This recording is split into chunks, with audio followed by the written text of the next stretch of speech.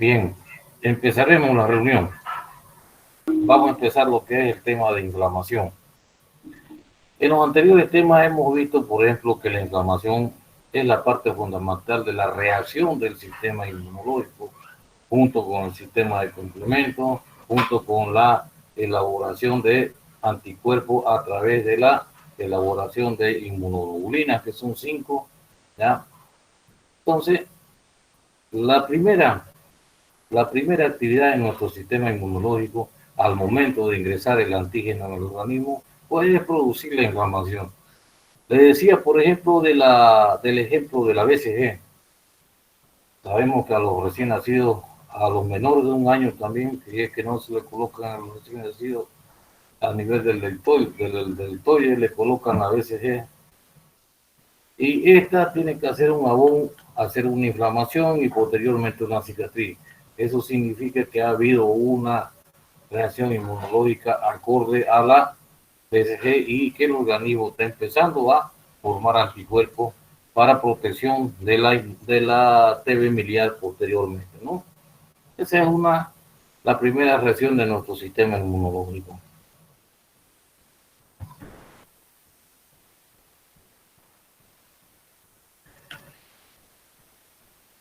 Por ejemplo, ¿por qué quiero mostrarle esto? Porque a veces confundimos muchas veces los términos, por ejemplo, y damos el término de inflamación como si fuera un problema de infección de nuestro organismo. No es así. ¿Sí? Pero vean ustedes este laboratorio, por ejemplo, glóbulo rojo 360. Esta es una paciente que está mayormente con hemoglobina disminuida.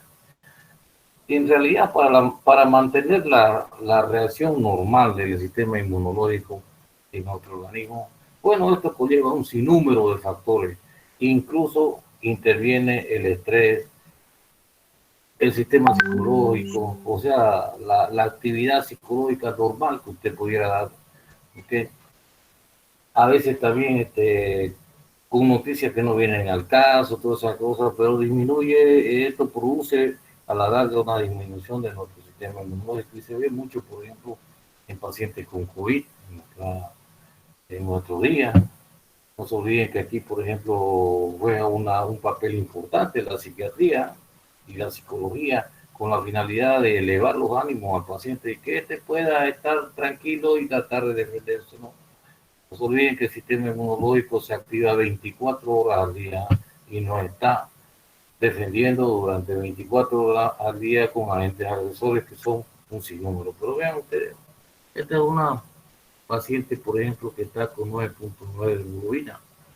Las plaquetas están normales, el hematocrito está también disminuido por la anemia que tiene, los leucocitos están normales, segmentado, está bastante aumentado, está por encima de lo normal. Supuestamente pudiera tener una infección conllevada por el sistema, por la anemia que tiene, los monocitos, los linfocitos, 4%. Vean ustedes, también tiene una linfopenia, ¿no? Si sacamos, por ejemplo, el valor absoluto de esto, probablemente está disminuido porque está un 4%. Los eosinófilos sí están bastante aumentados. Ya hemos dicho que el aumento de los eosinófilos no da idea de que pudiera tener, por ejemplo, una reacción alérgica, un proceso asmático o, en su caso, parasitosis, ¿no? O en su caso, parasitosis. Pero ¿qué sucede cuando los linfocitos están disminuidos? Ahorita en nuestra época que está avanzada la epidemia, siempre relacionamos una linfopenia con probablemente la paciente esté en fase primaria del COVID, ¿no? El PCR, la urea y la creatinina es importante para la función renal y la velocidad de eritrosedimentación, ¿no? Aquí mencionábamos, por ejemplo, la entrada de los antígenos. ¿Cuáles, por ejemplo, las líneas de defensa contra la infección? Los macrófagos tisulares, la invasión por neutrófilos, la segunda invasión por macrófagos y la mayor producción de granulocitos y macrófagos de la médula ósea, ¿no? ¿Para qué es importante esto? Porque esto también conlleva a la primera reacción que es el tema que estamos llevando nosotros ahorita, que se trata de determinar una inflamación. Pero no es una inflamación producto de una infección, no. Esta es una inflamación producto de la activación de nuestro sistema inmunológico, que es una fase previa a sistema de defensa en nuestro organismo.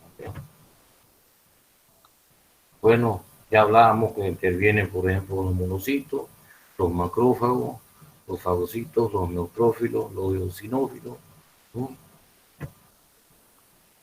La inflamación, la definición dice, es el conjunto de mecanismos de respuesta de los tejidos vivos a una agresión física, química, infecciosa o autoinmune por el cual localizan, aíslan y destruyen el agente agresor. Y aquí, por ejemplo, otra vez vamos a entrar al ejemplo del COVID. ¿Por dónde es el ingreso, por ejemplo, del coronavirus? Se dice que exactamente, que es respiratorio y a través de las conjuntivas oculares. Es lo que quiere decir que nos afecta primero una laringitis, ¿no? Por situaciones en la primera fase del coronavirus a nivel de la garganta, que también utilizamos esa situación para poder diagnosticar y poder saber a través del diagnóstico del PCR y poder llegar a un diagnóstico de que estamos siendo afectados por coronavirus, ¿no? Pero sé que hay pruebas rápidas para el diagnóstico del coronavirus, pero en realidad no son para el diagnóstico previo, y eso sáquense de la prueba. Las pruebas rápidas no sirven para el diagnóstico previo. Las pruebas rápidas sirven solamente para hacer seguimiento. ¿Por qué no determinan las pruebas rápidas? No determinan nada más la presencia de IgG e IgM, ¿okay? En el organismo. Cuando tiene, por ejemplo, el paciente bastante volumen de IgM, pues nos va a demostrar de que el paciente está en la primera fase de los 7 días o entrando a la segunda fase. Nos demuestra la PCR que tiene cantidades de IgG, quiere decir que este paciente ya está entrando a la fase tercera o la fase de los 14 a 21 días y está produciendo inmunoglobulina para producir anticuerpos, ¿ok? Entonces, si aparecen, por ejemplo, en una prueba rápida, una IgG, entonces ya eso nos va a permitir cuantificar la IgG y nos va a determinar, por ejemplo, buena evolución del paciente o no. Nos permite llevar una buena evolución hacia el paciente. Pero, por ejemplo, el PCR, por ejemplo, es determinar el momento donde está el coronavirus. Y ese es lo definitivo, como por ejemplo, le doy otro ejemplo, en el caso de SIDA. En el caso de SIDA, primero hacemos, por ejemplo, el diagnóstico clínico, ¿no? Es importante el diagnóstico clínico. Después tomamos las pruebas, también una prueba rápida para que ustedes entiendan, por ejemplo, o la prueba que nos va a determinar, las 3 pruebas que nos va a determinar si es positivo o no, pero eso no quiere decir que el paciente está enfermo. De ahí hacemos la Western blot. Si el Western blot nos dice que es un paciente positivo y que da reactivo para el VIH, entonces estamos en presencia de un paciente positivo para el VIH, ¿no? En este caso también, aquí por ejemplo en el COVID ya se diagnostica a través del PCR, pero la prueba rápida nos sirve para hacer seguimiento, ¿okay? Y para cuantificar la presencia de inmunoglobulinas en el organismo del paciente. Pero aquí ustedes están viendo que es una reacción autoinmune generalizada. Se da en todo el organismo, no es localizada como en el caso, por ejemplo, cuando ingresa un antígeno a través de una astilla o un material cortopunzante, por ejemplo, ¿no? Ahí hay una relación localizada de inflamación, pero no, cuando la agresión es por tipo de enfermedad viral, entonces se da una inflamación a nivel de todo el organismo, ¿ok? No la detectamos en primer momento porque es una inflamación de tipo celular, ¿no? Clínica, dicen, se caracteriza por rubor, calor, edema y dolor. Esto no vamos a hablar, porque ustedes saben, es la tétrada, ¿no? A veces cuando la reacción es localizada se produce estas 4 fases, ¿no? Como consecuencia de la vasodilatación, dice incremento de la permeabilidad capilar y la actividad en el sistema de las quininas. Actúa sinérgicamente con los demás mecanismos del sistema inmune, el innato y el adquirido. La inflamación puede iniciarse en cualquier territorio vascularizado. Por supuesto que tiene que haber la circulación para que puedan llegar, ¿no?, a ser un efecto. Un momentito.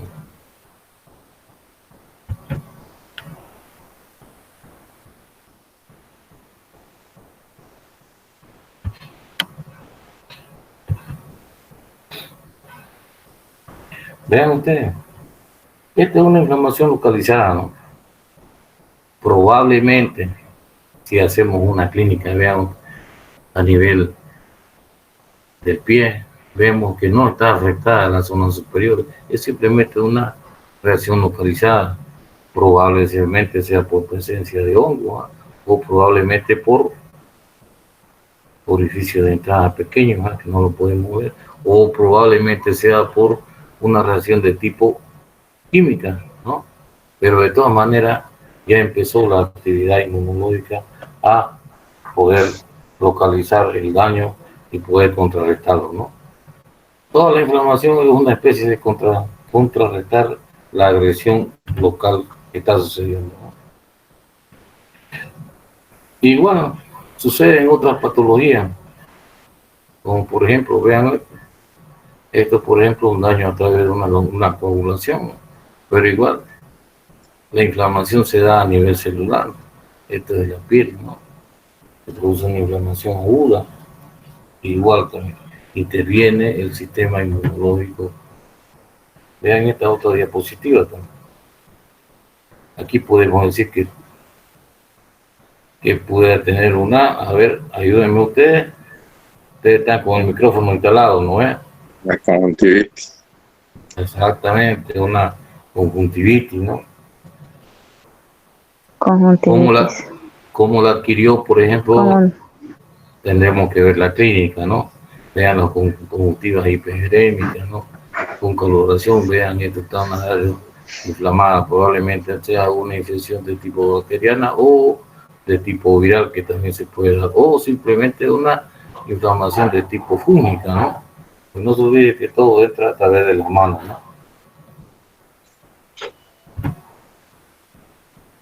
Esto, por ejemplo, la parte de los dientes, ¿no? Las encías, vean ustedes la zona inflamada, ¿no? Son respuestas inmunológicas localizadas a una agresión, ¿no? Probablemente tenga caries, probablemente tenga problemas de anemia, probablemente tenga otro tipo de problema que sería investigar, ¿no? Vean esto, otro tipo de inflamación. Este es solamente un miembro, no son los dos, ¿no? Tiene una filariasis. Probablemente, excelente. Bien, muchachos, excelente, ¿no? Probablemente que esté complicado, ¿no? Está haciendo aquí que la circulación no sea normal, está afectando la circulación de retorno, está produciendo un edema, ¿no? O puede ser una trombosis, o puede ser una celulitis también localizada. Entonces, pueden ser un sinnúmero de problemas, o puede ser una afección por una artritis reumatoidea localizada también, ¿no? Una artritis séptica. Doctor, una pregunta. A ver. ¿Edema e inflamación serían lo mismo o cuál sería la diferencia? Porque parece edema. Ya. A ver, usted, yo le voy a preguntar, ¿cómo diagnostica un edema a usted? Responder no nada más, no te estoy, no olvidé, quiero que estamos en una clase. Estamos, a ver, vamos, ayúdenle a tu compañero. ¿Cómo? Positivo. El Godet positivo es uno, ¿no es? Sí. ¿Qué más? La piel es transparente, ¿no? Así como es aquí, ¿no? Ha perdido la anatomía, no es igual que esta piel de acá, ¿no? ¿Qué más?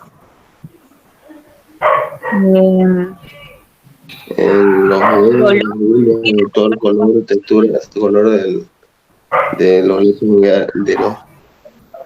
la inflamación hay dolor, pero en el edema no. No siempre. Si por ejemplo los edemas ¿Dónde están los receptores del dolor? Los receptores del dolor mayormente están en la piel, ¿no? Y si la piel se está ahí tendiendo, por supuesto que va a haber dolor en algunas patologías. Pero en las patologías que son cancerosas, por ejemplo, algunos edemas cursan sin dolor, ¿no? Pero, por ejemplo, lo que mencionaba tu compañero, puede ser una filariasis, ese es un edema obstructivo. El parásito está obstruyendo la circulación, por lo tanto es un edema doloroso. ¿Ah? No es lo mismo, por ejemplo, que también sea un edema producido por una obstrucción como o trombo, por ejemplo, por aquellas personas que tienen bastante varices, ¿eh?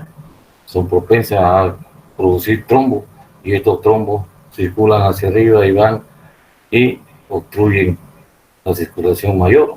Entonces eso produce un edema que más propiamente afecta un solo miembro, ¿no? Pero aquí, por ejemplo, es un edema. ¿Y cuál es la diferencia entre el edema y la inflamación? La inflamación te va a dar 4 parámetros que son la tetra de Celso, ¿ya? Hay rubor, color, lo que mencionábamos, ¿no? En los edemas no existe esta tetra, ¿eh? Mayormente solamente tienen dolor y inflamación. Y además es por pérdida de líquido. ¿Ah? El signo que mencionaba vos es un poder positivo que puede manifestar, ¿no? ¿Estamos de acuerdo? Sí, doctor, muchas gracias. Bien, muchachos, bien. Cuando hay una agresión física, dice, e infecciosa, uno de los mecanismos de defensa del sistema inmune es la inflamación, dice. Este mecanismo en condiciones normales es útil e indispensable. Por supuesto, esto nos da idea de que nuestro sistema inmunológico está actuando y de forma adecuada, ¿no? Vuelvo a mencionarles, no es lo mismo, por ejemplo, de las enfermedades, poder diagnosticar una enfermedad aguda con una enfermedad crónica. Aquí en el sistema inmunológico mayormente la fase aguda dura hasta 7 días, entre 5 a 7 días, posterior de los 7 días ya no se considera agudo desde el punto de vista epidemiológico. Por eso van a ver que ustedes algunas enfermedades virales que comprometen, por ejemplo, la circulación o producen displasia sanguínea, producen hemorragia y todo lo demás. Mayormente hay una buena evolución del paciente hasta el día 7 o 8. Posterior a eso, si continúan la sintomatología, pues es difícil salvarlo, ¿no? Es difícil. ¿Por qué? Porque ha sobrepasado el estímulo y ha sobrepasado la respuesta específica del sistema inmunológico, ¿no? Su iniciación, dice, innecesaria cuando ocurren las reacciones alérgicas o autoinmunes y también puede ser perjudicial. Ya mencionábamos que hay algunas enfermedades, por ejemplo el lupus, ¿no? El lupus, por ejemplo, es parte de una enfermedad autoinmune que produce una especie de alergia localizada o generalizada, pero mayormente los pacientes no mueren por lupus, mueren como consecuencia del lupus, que dice, mueren por una insuficiencia renal aguda, una insuficiencia renal crónica, o mueren por problemas pulmonares, ¿no? Si no se logra la destrucción de lo extraño, dice que se ha invadido al organismo, los mecanismos de defensa, incluyendo la inflamación, se prolongan y esto puede causar un daño tisular. Hablábamos, por ejemplo, que en la última fase, cuando aparece el complemento OC3, que lo vamos a ver en la siguiente clase, van a ver ustedes que el objetivo del sistema de complemento es agredir a la célula que está infectada. Como ya fallaron todos los mecanismos de autodefensa a través del sistema inmunológico, pues el sistema inmunológico tiene su aba o la mano, ¿no? Que sería a través de la activación del sistema de complemento. Y este sistema de complemento produce un daño tisular. ¿Qué quiere decir? Si no puede acabar con el virus, entonces lo va a destruir, destruyendo la célula infectada, ¿no? Pero hay algunas enfermedades, por ejemplo, que incluso afecta a la célula infectada y afecta también a la célula sana. Es por eso que un sistema inmunológico en un normal funcionamiento o que esté funcionando bien, tiene esa capacidad de reconocer lo bueno de lo malo o lo normal de lo afectado. ¿no? Y sucede en algunas enfermedades, como por ejemplo la psoriasis, el lupus eritematoso. Estamos hablando, por ejemplo, de algunos cánceres de médula ósea, que se produce una autoagresión. Existe también, por ejemplo, pancreatitis crónica, que son de tipo inmunológico. Existe también, por ejemplo, litiasis vesiculares que son desde el punto de vista inmunológico. Hay hepatitis igual, ¿no? Cuando la respuesta es inflamatoria a un proceso infeccioso es exagerada, se genera un cuadro séptico en el cual se produce un estado de inmunodeficiencia adquirida y total. No estoy hablando de SIDA para nada, sino aquí, por ejemplo, como hay una destrucción generalizada por este daño tisular de la célula, entonces aparecen los organismos patógenos que se están aprovechando de este daño tisular, ¿no?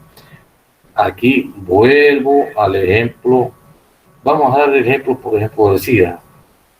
Los pacientes que tienen SIDA no mueren, por ejemplo, del SIDA, sino el SIDA es una causa para que mueran de otra patología, como por ejemplo, mayormente mueren por neumonía producida por el Nemociticarini, o también mueren por deshidratación severa producida por diarrea, como la ameba y otro parásito que hay por ahí. A ver, ayúdenme ustedes que pasan parasitología.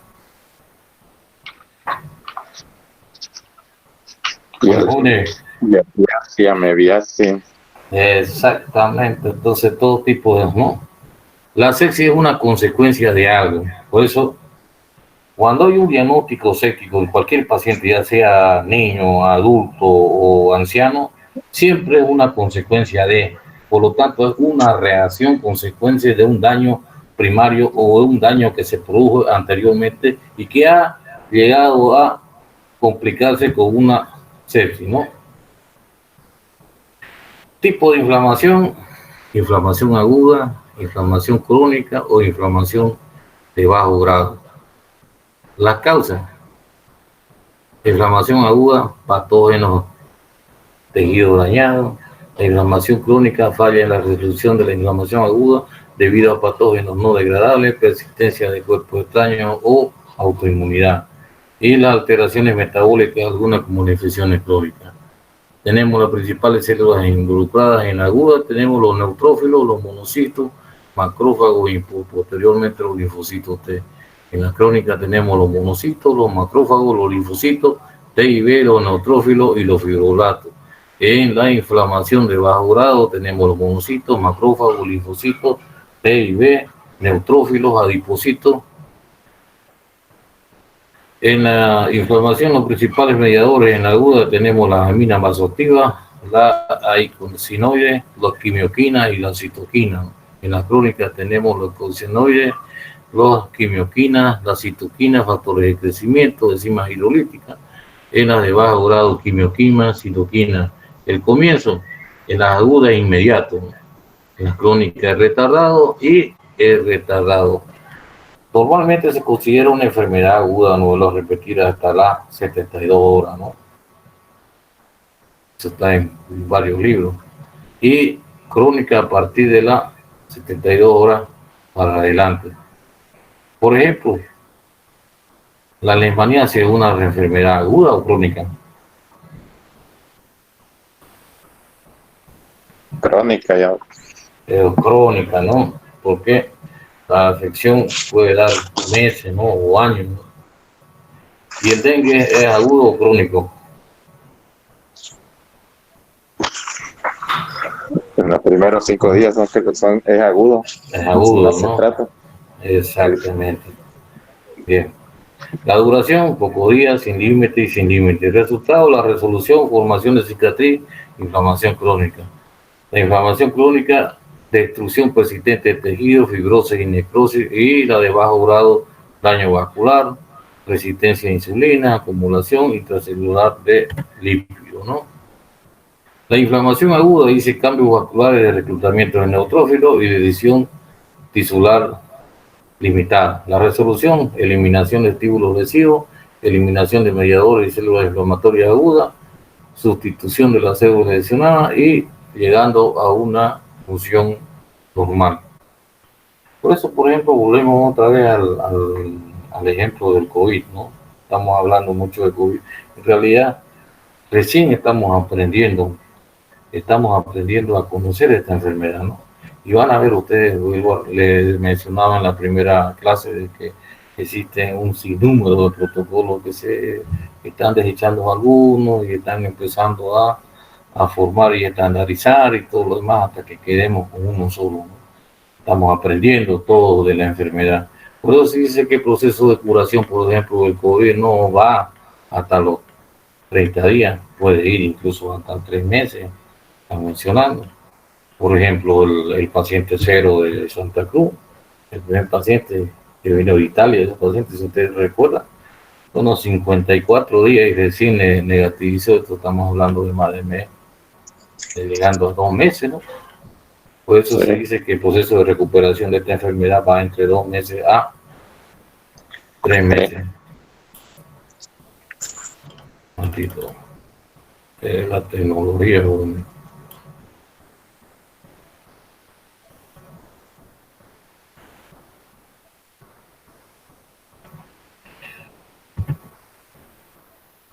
Mecanismos de la inflamación, es un componente local y un componente sistémico. El componente local está dado por los mastocitos, los poliformos nucleares, el endotelio vascular, los sistemas de complemento, la coagulación y la quinina, la metaloproteína, metabolito de ácido araquidónico, citoquina, vasodilatación localizada y aumento de la permeabilidad capilar. Se produce una vasodilatación localizada y un aumento de la permeabilidad capilar, que es lo que produce el edema, ¿no? La salida de líquido. Componente sistémico de la fiebre, la leucocitosis, producción de proteínas de fase aguda por el hígado, hiperglucemia, aumento del catabolismo proteico, ¿no? Se dice, por ejemplo, que todos los procesos, cuando se convierten en agudo y después van a la cronicidad, siempre van repercutiendo y afectan aparecen con una hiperglucemia, aunque no todos, ¿no? Hay enfermedades que saltan a la regla, ¿no? Cuando una célula se siente agredida, esta emite a las demás células una señal de alarma y al morir libera sustancias mediadoras de la respuesta inflamatoria. Tienen los factores quimiotácticos que van a atraer a las demás células del sistema inmune. Producto de la síntesis activa, tenemos la aparición de la prostaglandina, los leucotrienes, el factor de activación plaquetario y la citoquina. Los productos preformados aparecen la vitamina, que es la más importante, que contiene los mastocitos, células cebadas, derivadas de los basófilos circulantes. Y C, mediadores circulantes que están en el plasma o la inflamación, tenemos la bradicinina, la plasmina, el factor de Eichmann, que interviene en la coagulación, llegan al sitio, dice, de destrucción para ayudar y dar lugar a una respuesta mucho más efectiva y potente mediante un mecanismo de retroalimentación negativa. Tenemos una lesión tisular, una muerte celular que nos va a llevar a la acción de una inflamación localizada o puede ser una inflamación generalizada. Por ejemplo, el COVID, ¿qué es lo que sucede en el COVID? Han leído ustedes que la inflamación se produce más que todo a nivel pulmonar, ¿no? Esta inflamación produce liberaciones de trombos y estos trombos hacen que, por ejemplo, circulen en todo el torrente circulatorio que puede causar incluso un ACV. Los pacientes morían de ACV. Hoy se ha logrado contrarrestar eso a través de la utilización de heparina, ya ácido acetilsalicílico y otro tipo de heparina que se puede emplear, ¿no? Pero siempre y cuando debe ser analizado el paciente por personas capacitadas, ¿eh? No es nomás agarrar y dar heparina como modelo, ¿no? Durante la inflamación aumenta la permeabilidad vascular local, lo que fomenta la llegada de más células al sitio inflamado, aumenta el tejido conjuntivo. Una vez organizado el tejido conjuntivo, dice, va siendo sustituido por el parénquima, pero cuando el parénquima no se regenera lo suficientemente rápido, persistirá el tejido conectivo como una cicatriz, ¿no? Tras activarse la respuesta inflamatoria puede darse lugar a 3 tipos de regeneración según la gravedad de la inflamación. Puede haber una regeneración completa. Si las células se multiplican, el sistema de contención funciona y el tejido vuelve a ser normal. se normaliza en el lugar de la agresión, ¿no? A través de la formación de cicatriz y por lo demás, ¿no? La regeneración con cicatriz fibrosa, dice. Si la destrucción de las células supera la tasa de regeneración del parénquima, dice, la regeneración será más complicada, entrando en acción un proceso de cicatrización, formándose una cicatriz fibrosa de tejido conjuntivo que le restará espacio al parénquima. Aquí ya estamos hablando, por ejemplo, de los queloides, ¿no? Estamos hablando del escoloide. Hay una alteración a la normal restitución de los tejidos, ¿no? La inflamación crónica, si el proceso lesivo persiste, por ejemplo, en una artrosis, en una artritis reumatoidea, que vamos a ver cuando estemos llevando el tema de artritis reumatoidea, cuando el proceso inflamatorio es bastante persistente y duradero, ¿no? Que va desde los 2 años hasta toda la vida, ¿no? Eso lo vamos a ver, por ejemplo, cuando estemos llevando artritis reumatoidea. Para que se pueda producir la respuesta inflamatoria, dice, las células del sistema inmune deben de saber dónde está y dónde se produce el daño local. Quiere decir, dónde se ha producido el ingreso del agente agresor o del antígeno que está ingresando a nuestro organismo. Para ello contan unos marcadores de la inflamación que le avisan dónde está el daño, marcando el lugar inflamado, y luego se pone en marcha una serie de mecanismos que permiten la salida. Una vez fuera del sitio de inflamación o una vez extravasadas las células del sistema inmune, contan, dice, de receptores moleculares, patrones microbianos, reconocedores de patógenos que le permiten diferenciar qué fragmentos celulares son tóxicos y cuáles son propios. Por ejemplo, receptores de Scavenger o receptores tipo lectina. La fagocitosis es una acción celular con la finalidad de destruir al agente patógeno. Aquí intervienen los neutrófilos y los macrófagos. Para detectar la internación, dice, de la bacteria o la partícula extraña, el organismo cuenta con una serie de receptores de patrones microbianos que diferencian lo propio de los genos. Receptores de malosa tipo lectina reconoce patrones de polisacáridos no humanos, ya que la glicosidación es específica de cada especie, ¿no? Y es por eso, cuando tengamos que ver el tema, por ejemplo, de rechazo de injertos, ahí vamos a hablar de este tipo de rechazo que se dan en humanos, ¿no? Las bacterias, en vez de la glucosa, tienen afinidad por las malosas, dice, lo cual no existe en humanos. O, por ejemplo, de los aminoácidos, no están presentes en humanos, por lo que si entran en el organismo están considerados como partículas extrañas, y nuestro HLA, donde el sistema inmunológico lo detecta y lo reconoce como partículas extrañas. Y es por eso que nos defendemos de algunas bacterias que están siendo reconocidas como algo ajeno a nuestro organismo, ¿no? Y no solamente la bacteria, hay virus, hay bacterias, hongos y parásitos más, ¿no?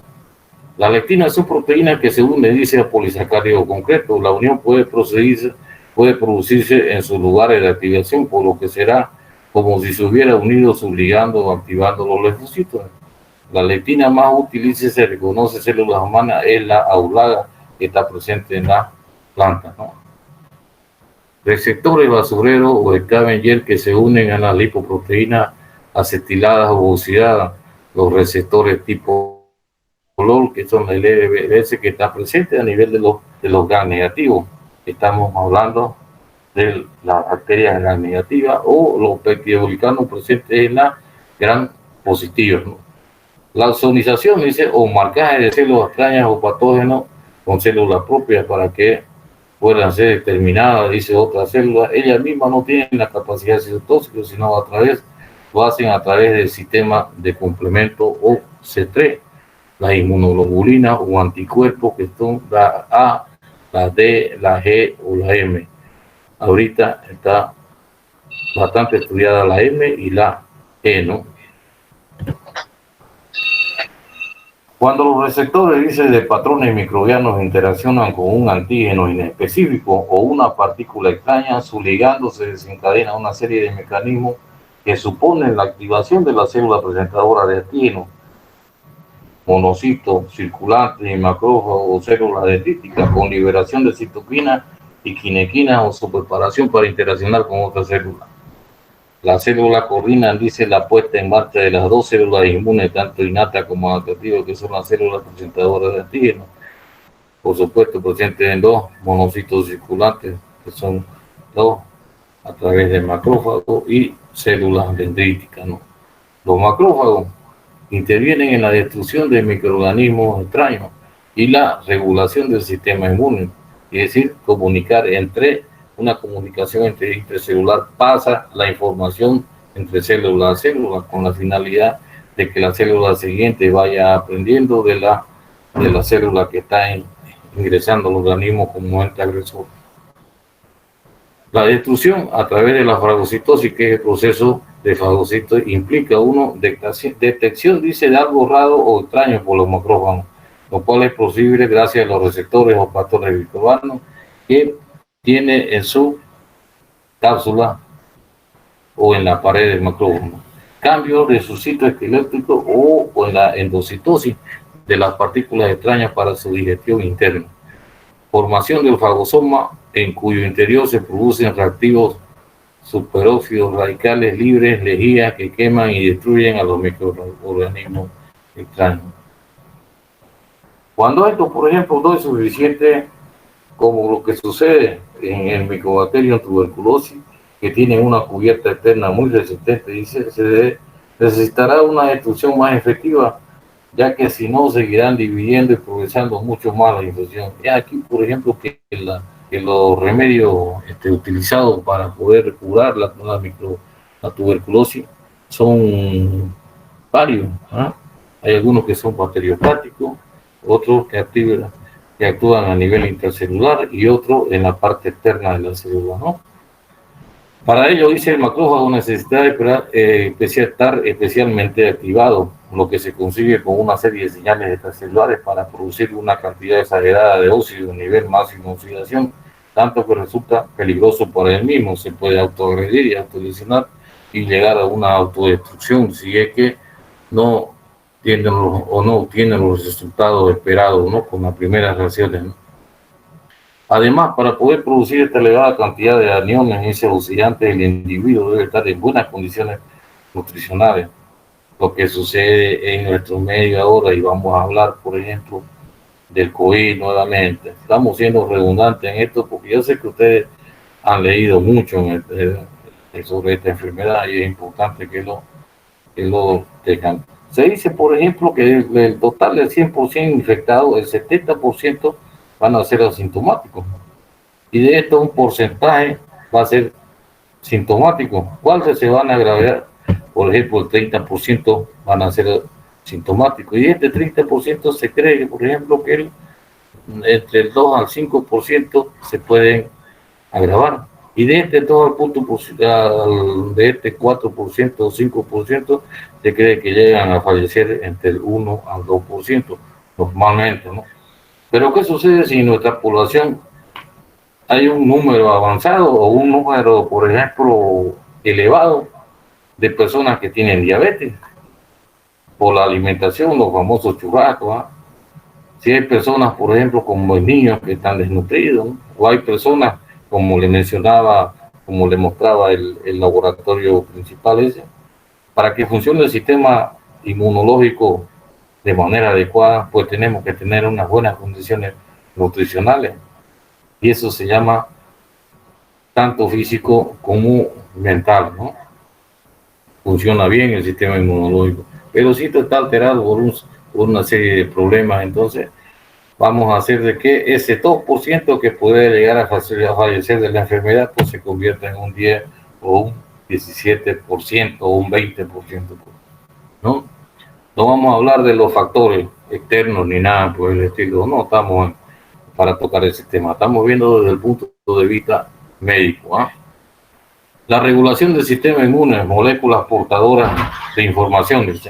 Los macrófagos no solo implican destrucción, es decir, no solo comen, vamos, porquería, dice, sino que también tienen la capacidad de dar órdenes para regular el sistema inmune a través de moléculas portadoras de información, a través del si son solubles, citoquinas, interleuquinas y factores de crecimiento. B, si son membranas, receptores de membrana. si su función es de atraer células a través de la quimiopina. Las células que participan en el proceso inflamatorio son los mastocitos, los basófilos, los eosinófilos, las plaquetas, los linfocitos y los fibroblastos.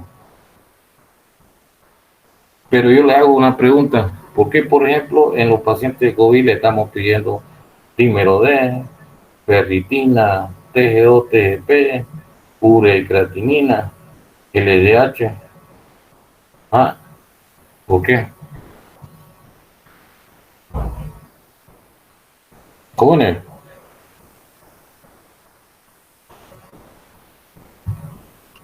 Hola. Bueno.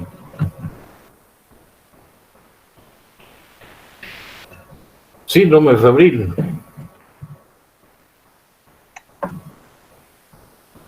Síndrome febril, dice.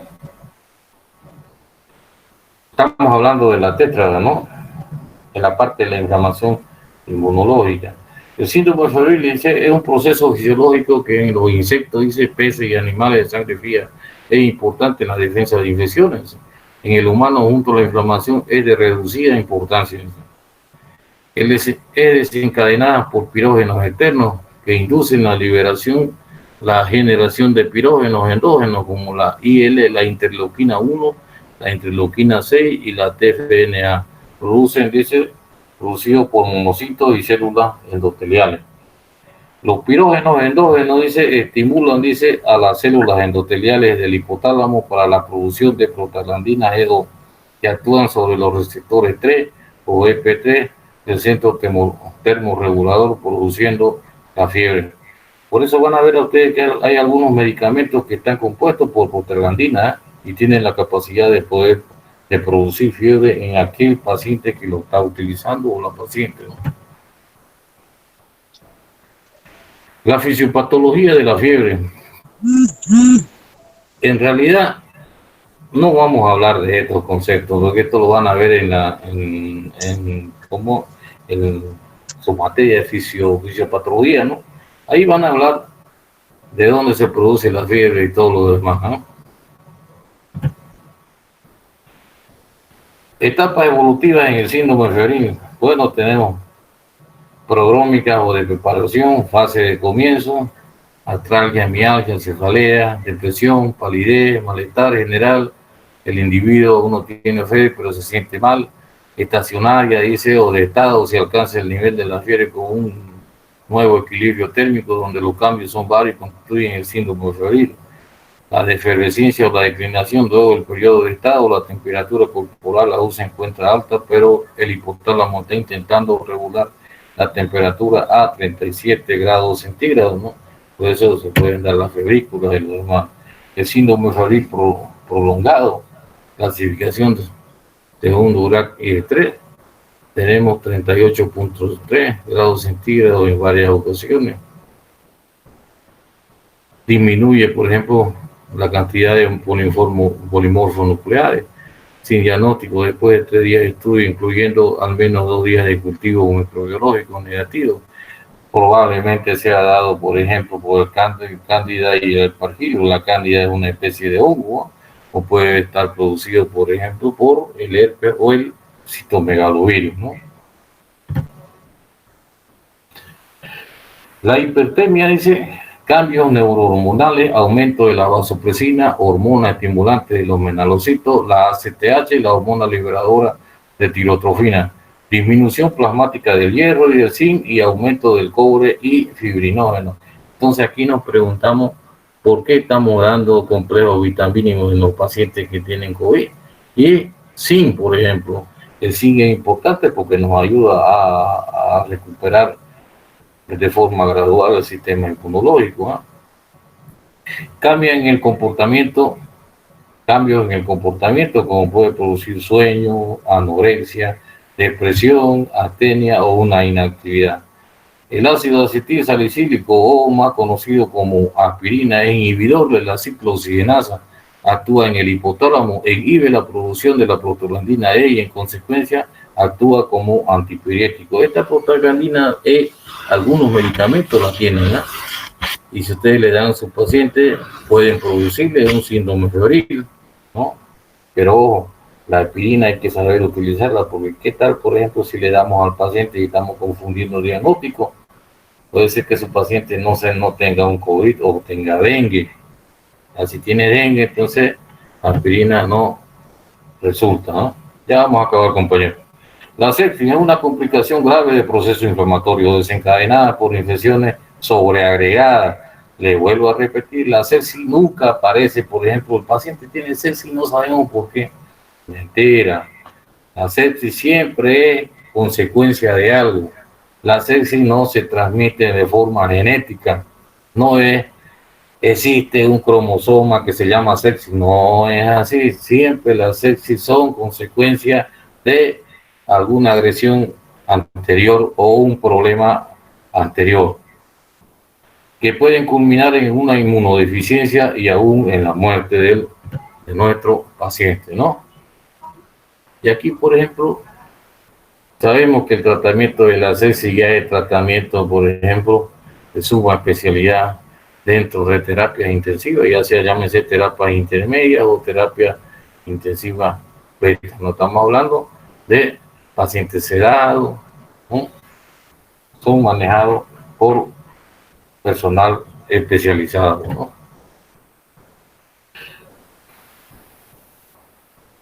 Vean ustedes a un paciente, por ejemplo, que tienen esta mancha. ¿Están escuchando, jóvenes? Hola. Sí, doctor. Sí, doctor, Ah, te escucha. no.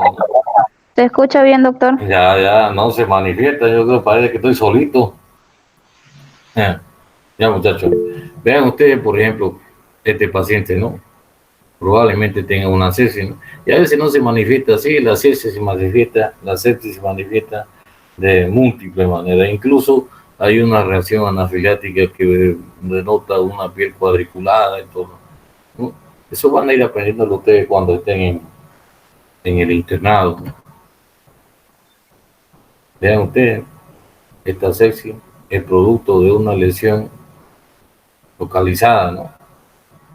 Que ha afectado todo el organismo. Esto es una puerta de ingreso, una puerta de entrada. Por eso las sepsis siempre son consecuencia de algo, ¿no?